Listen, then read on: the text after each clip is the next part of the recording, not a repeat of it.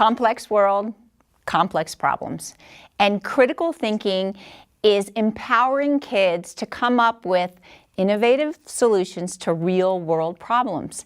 And we need to help kids understand that Jesus is part of their everyday lives. And so by using critical thinking in our classrooms to think about how faith applies to our lives, kids will be able to solve real-world problems, but Jesus will be at the center of their solution.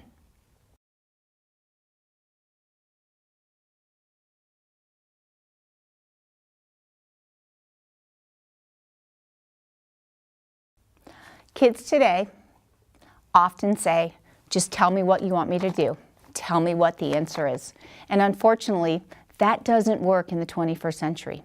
So if we want to create leaders in our children's ministries, if we want to make kids leaders who function in the 21st century, in the global economy, we have to help them ask the right questions.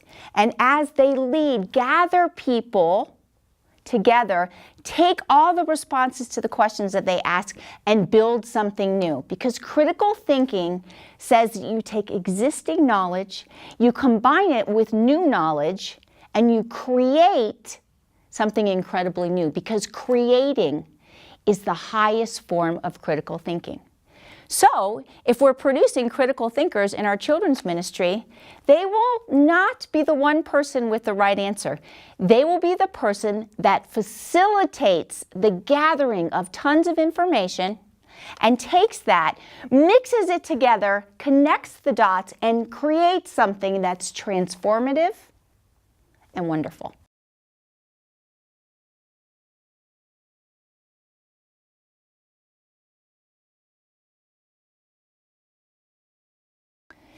When we begin exposing kids to critical thinking, we have to take baby steps. And it begins with asking questions, but creating the environment where kids can feel free to respond. Too often, when we ask a question and kids respond, and maybe the answer they offer isn't the one that we think that they should give, we need to learn how to pull out what they are really trying to say by saying, tell me more about that. Or how did you get there when you were thinking? And so it's baby steps. And it starts with the questions we're using. A what question is one answer. So we build slowly so that kids move from defining to understanding to applying. And we really move from those lower order thinking skills to higher order thinking skills.